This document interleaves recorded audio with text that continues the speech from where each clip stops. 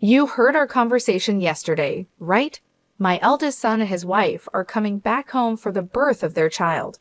So I need you to move your stuff out to the yard. Excuse me? You can't have kids anyway. You don't help with my son's work, so the least you could do is make some room. But I'm paying $20,000 in rent. This is getting too tiring to deal with. I live with my mother-in-law, but now she wants me out of the house because my brother-in-law and his wife are returning. My mother-in-law, brother-in-law, his wife, and my husband. This house is full of problems. I've been trying to keep things running smoothly, but it's becoming a hassle to think about it all. I'm done thinking. Okay, I'll leave, but I can't just put my belongings in the yard. I'll come back later to pick them up. You're leaving? Thank you, that's a big help, my mother-in-law said, ignoring my pleas. I started packing my things and left the house. 7 seconds after stepping out the door, I took out my phone and called a junk removal service. Once I stopped thinking, no one could stop my actions. I'm Rachel, a 43-year-old IT consultant. My husband, Eric, is also 43 and runs 4 restaurants. We're both 43, and people often assume we've been married a long time and have a kid or two, but we're actually newlyweds. We both lived as workaholics and didn't marry until this age. I had given up on marriage just before turning 43, but a random visit to a bar after work changed my mind. Is this your first time here? He asked. Yes, that's right. I have been curious about it for a while, but it was hard for me to go in alone because the place is so stylish. But I worked hard today, so I decided to go in as a reward to myself. I was relieved to find a counter where it was easy for a loner to spend time. We have many women who come alone, so feel free to visit anytime. My husband Eric chatted with me with a smile. I sat at the end of the bar. I knew he was just trying to attract a new customer, but for someone like me who had no friends to eat with at this age, even this kind of service felt nice. Feeling comfortable in Eric's restaurant, I started visiting often. I always sat at the end of the bar, and it became normal for Eric to chat with me while I ate. What does an IT consultant do? He asked. I introduce it to companies and do strategic planning. I've worked with restaurants too.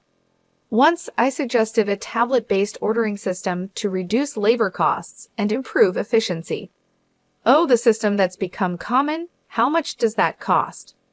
For a place like this, it would cost about this much, I said, punching numbers into my phone calculator and showing him the screen. No way, that's too much for a small business like mine. Eric shook his head and hands vigorously. Eric was curious and always eager to learn from our conversations. He looked for ways to apply new knowledge to his work. Even though it seemed like just a pleasant conversation, I was slowly drawn to his dedication. Likewise, Eric grew fond of me, seeing that I was hardworking. I'm always busy with work and can't talk much. How about we go out for dinner sometime? Excited about the chance to dine with a restaurateur, I eagerly agreed. I was thrilled to be asked out, but saying something so girlish at nearly 43 would be embarrassing, so let's just leave it at that. My husband didn't just ask me out that one day. He continued to invite me out for meals occasionally. It's natural for adult men and women who frequently dine together to develop a romantic relationship. We started dating, and 3 years later, as we both turned 43, we decided to get married.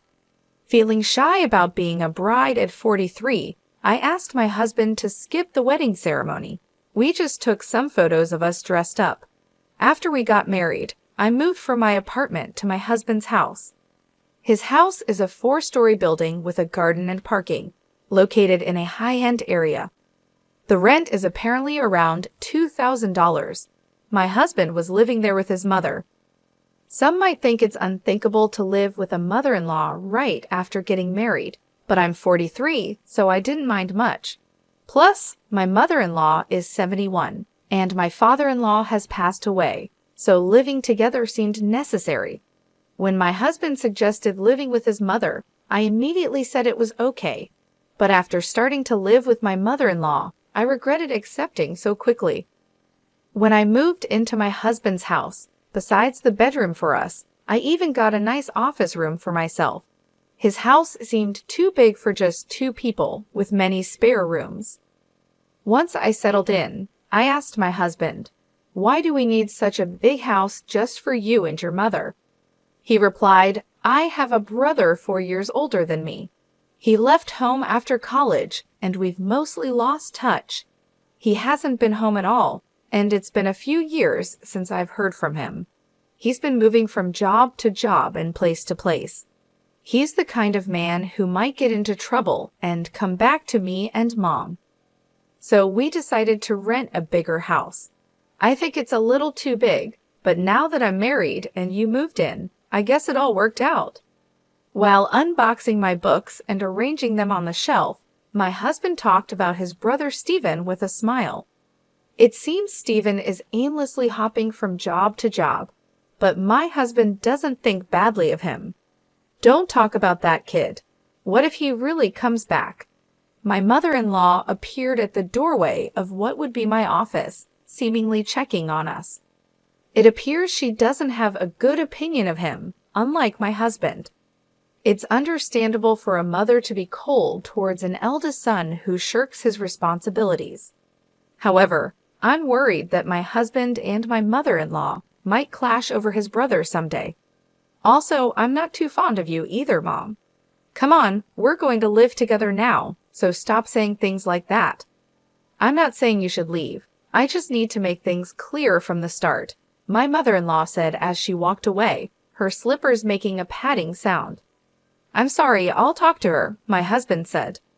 "It's okay. I got a similar talk when we met for the wedding. I'll build a relationship with your mother as we live together," I replied, taking a book from my husband's paused hands and placing it on the shelf. It seems she doesn't like my age. I'm 43, so it's not impossible to have children, but I guess it's a challenging thought. Also, Eric's elder brother Stephen is not married and has no children, so there's a high chance that my mother-in-law won't get to see her grandchildren. That's why she's disappointed and wishes Eric had married someone younger. To her, Stephen, who doesn't fulfill his role as the eldest son, and I, who can't fulfill my role as a wife in her eyes, are probably the same. I understand her feelings, but I can't change my age. Once the move was finished and our married life began, my mother-in-law's coldness towards me became clear. She ignored me when I spoke and tried to avoid me.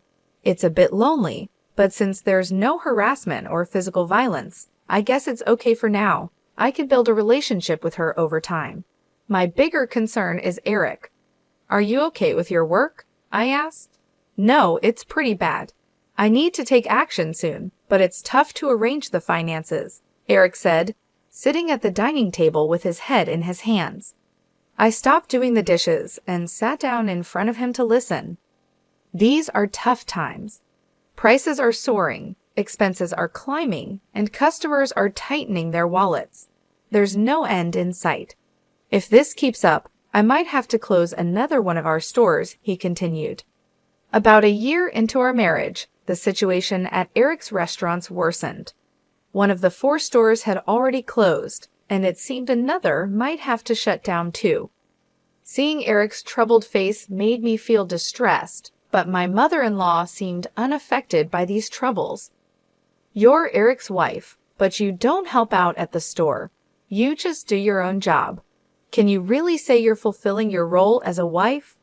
My mother-in-law overheard our conversation and hurled insults at me from her seat on the sofa.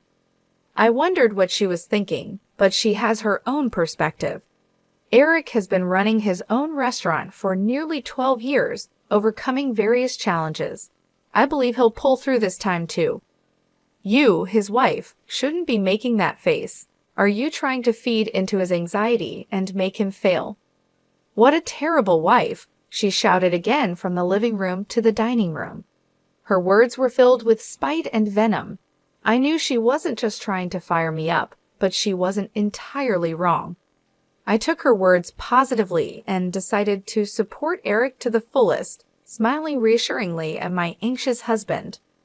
A year later, just as she said, Eric managed to turn the situation around and avoided closing the second store. See, I told you. A stupid wife who can't even trust her husband. Don't drag Eric down, she said. As a side effect, my mother-in-law, who had previously ignored me, started lashing out at me without reservation. The relationship with her might seem to have worsened, but since Eric's business is doing well, I'll consider it a break-even situation. I thought things were balancing out, but it turned out worse for me. Eric, having stabilized the business and with a bit more money, seemed to get carried away, and I heard rumors about his affair. What is he thinking? If there's extra money, there are surely better ways to spend it. Also, it's strange how bad situations tend to pile up. Having seen Eric's business revenue drop, I know this all too well, but I never thought it would happen to me. Eric, Stephen called. His girlfriend is pregnant. That's great news.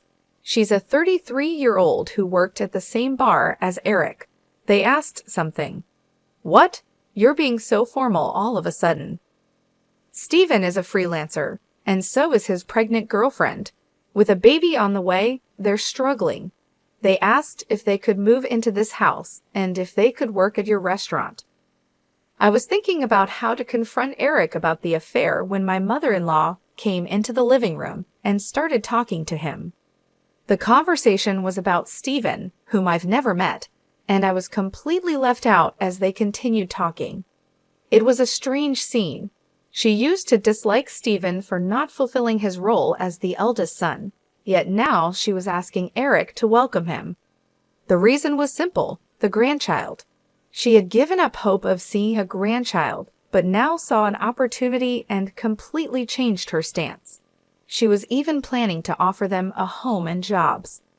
Eric, who never thought badly of Stephen, had rented this big house for such a time, but the situation has changed, and now I'm here. Isn't it odd to have Stephen and his family move in? I looked at Eric in the living room from the dining area. He was looking back at me with a clearly troubled expression. Come on, it's a good thing. Stephen is in trouble, and you, Eric, have the means to help him. Ah, okay, I got it. Eric sighed, unable to say no to his mother. I had hoped he would stand up to her, but it seems it was just wishful thinking. He kept glancing at me, probably worried about my reaction. The worsening relationship with my mother-in-law, Eric's affair, now living with Stephen and his family, the problems just keep piling up. Overwhelmed and not knowing where to start, I decided to abandon thinking for today and just go to sleep. The next day was a holiday, and probably due to extreme mental fatigue. I slept in until late morning. Eric was at work, so it was just my mother-in-law and me at home. Dreading what she might say about my sleeping in, I reluctantly headed to the living room. You sure slept in. Must be nice to have such leisure, she said. Bracing myself for her usual nagging about not fulfilling my duties as a wife, I tensed up, ready for her words. However, what she said was much worse than I expected. You heard Eric and me talking yesterday, right? Stephen and his wife are coming back for a maternity leave visit, so move your stuff out to the yard. Excuse me, was I still groggy from sleep? Did she really mean I should live in the yard, or was she telling me to leave the house? You can't have kids anyway, and you don't help with Eric's work, so you should at least make room for Stephen and his family. We have 2 spare rooms left, so if you leave and your office is free, we can have a bedroom and a nursery for Stephen's family and a storage room for their stuff. Don't you think the room count and usage are just perfect? It seemed she was indeed telling me to leave. A storage room for Stephen's family. I'm being kicked out to make room for something that doesn't even seem necessary.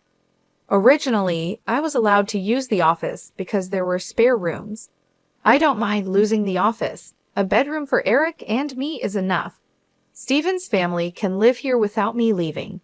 Realizing that my mother-in-law now sees no reason for me to be in this house as a wife, since she can see her grandchild, I thought about the $20,000 I was paying in rent.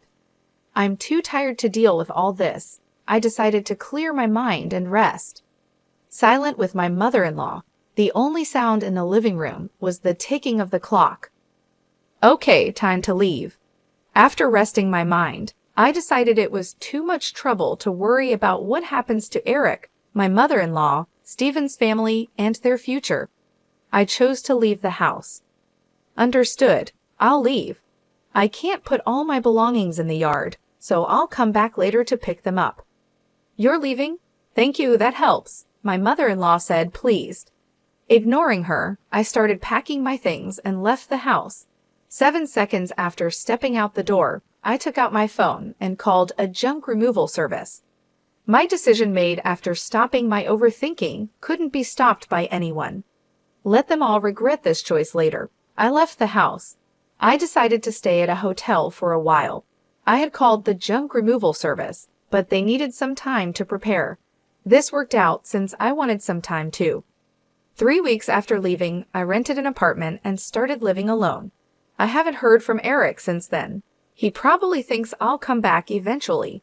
The thought of Eric taking the current situation lightly infuriates me. However, today is the day after his restaurant's day off. I expect a call from Eric when he visits the restaurant for lunch prep. Hey, what's going on here? The restaurant is completely empty, just as I thought, Eric called. I could explain over the phone, but it would be more efficient if your mom was there too. I'm heading to the house now. Can you come back? You can't open the restaurant anyway, right? I couldn't help but laugh before hanging up, amused by Eric's reaction. He must be quite shocked. Still chuckling, I started getting ready to leave. When I arrived at the house, my mother-in-law started yelling at me. What on earth is this? The restaurant's fridge, cooking equipment, tables, all the important stuff is gone. You did this, didn't you? Do you think you can get away with this for free? It seems Eric had explained half of the situation. There was an unfamiliar couple in the living room, apparently Stephen and his wife. They looked confused and anxious, not fully grasping the situation and my mother-in-law's extreme anger. Why would you do such a thing? The restaurant can't operate now, my mother-in-law screamed. It's my restaurant, so there shouldn't be a problem with me starting the closing process or having the items I bought disposed of by a junk removal service, right? I replied. Huh? Your restaurant? What are you talking about? My mother-in-law asked. Why don't you explain, Eric? You haven't told your mom, have you? You remember that I still have the main restaurant and the second branch, and the second one was in a financial crisis, right? Yes, of course.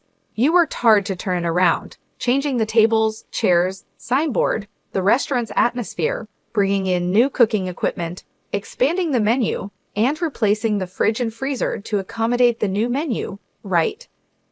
Well, about that, Rachel actually paid for those expenses. What? What do you mean? Hearing Eric's words, my mother-in-law looked perplexed. She seemed to be trying hard to understand, but probably lacked the full information to grasp everything.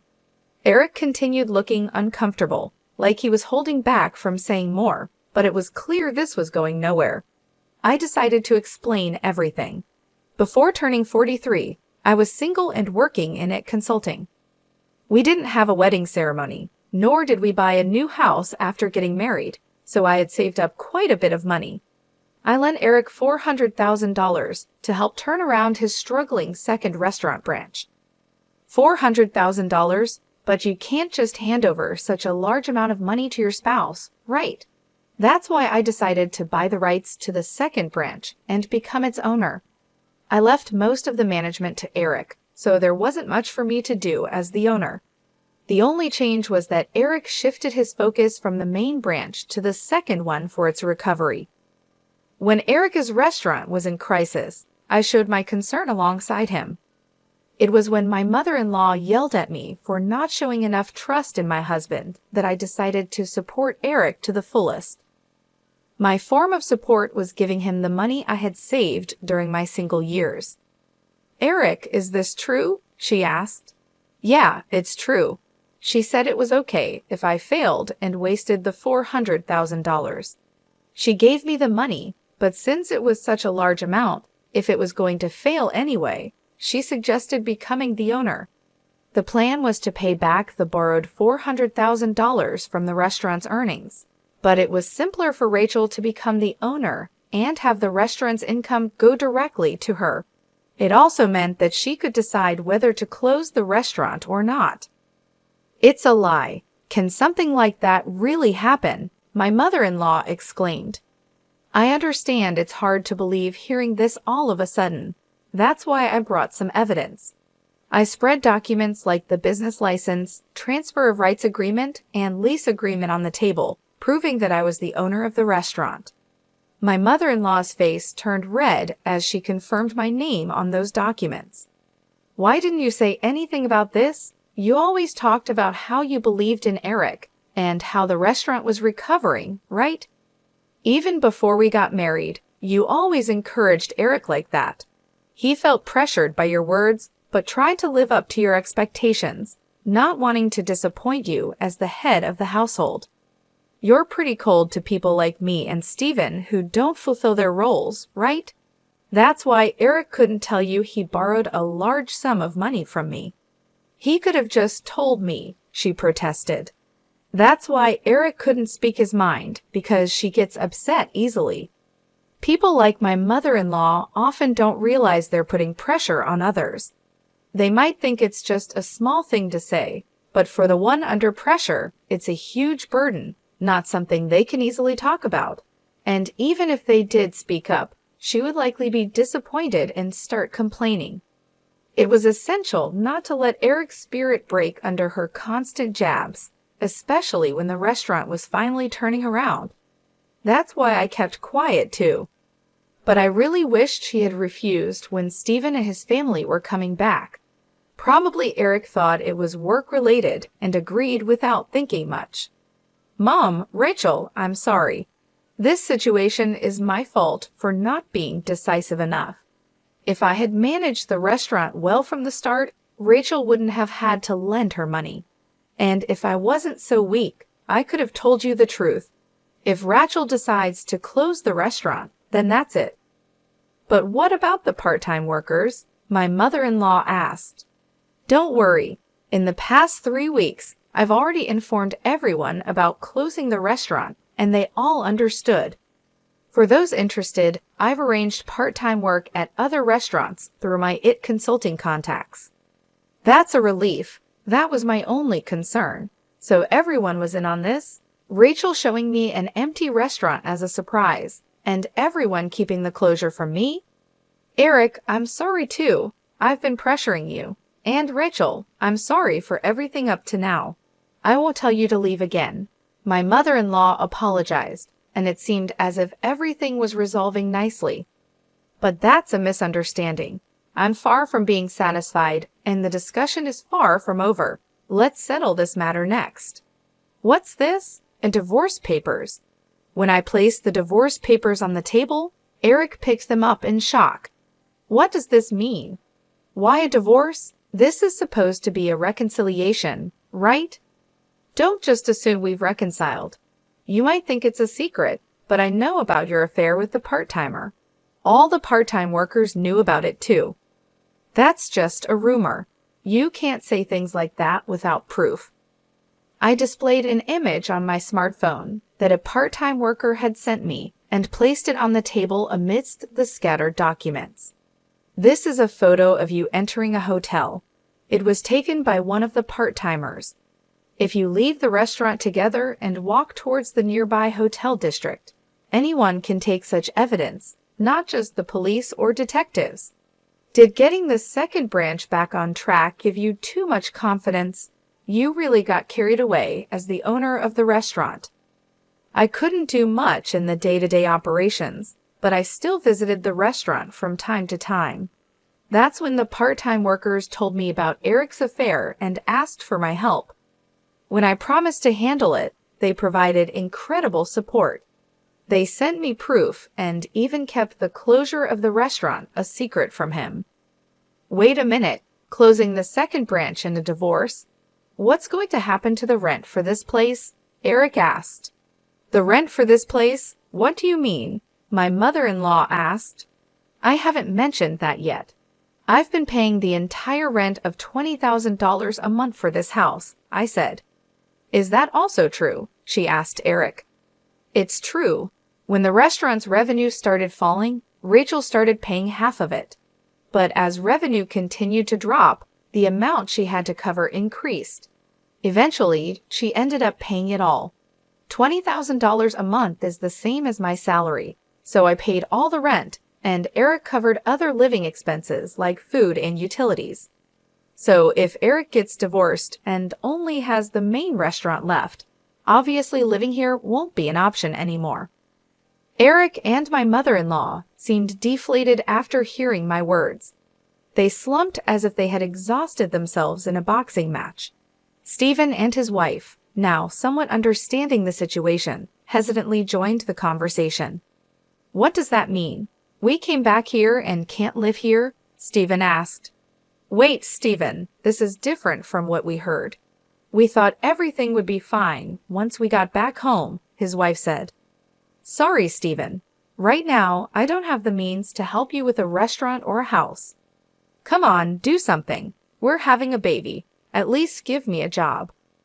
"We have enough part-timers. In fact, we need to cut down on staff costs. Eric will work hard, so just wait a bit longer." "That's what I'm talking about. Stop saying things like that." "Hey, what about my house and job now?" Stephen shouted. Eric, my mother-in-law, and Stephen started arguing about their future lives. Stephen's wife, whose name I still didn't know, looked uncomfortably out of place. I had delivered the news about the restaurant's closure and the divorce, so my business here was done. I was tired of constantly trying to smooth things over with Eric and his family, and I refused to live with Stephen and his wife.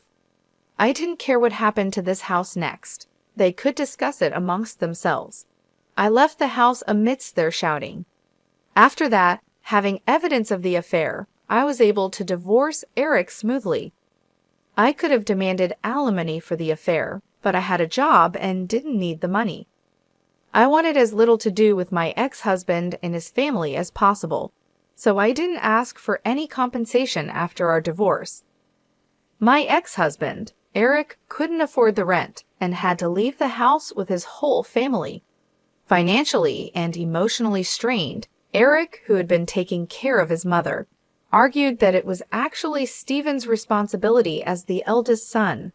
But Stephen, who came back without any money, couldn't take care of her.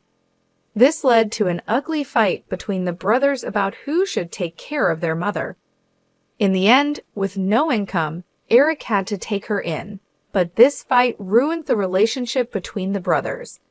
As a result, Stephen and his wife disappeared again, cutting off all contact. Witnessing the brothers' dispute over her, the mother-child relationship also deteriorated. Now, Eric and his mother are living together reluctantly in a smaller apartment. It's not as spacious as the previous house, and they have to see each other all the time, but they hardly talk, creating an awkward atmosphere in the house. My actions, prompted by thinking ahead, resulted in the breakdown of a family relationship. After the divorce, I first dealt with closing down the restaurant. It was a bit of a hassle, but as the owner, it was my responsibility.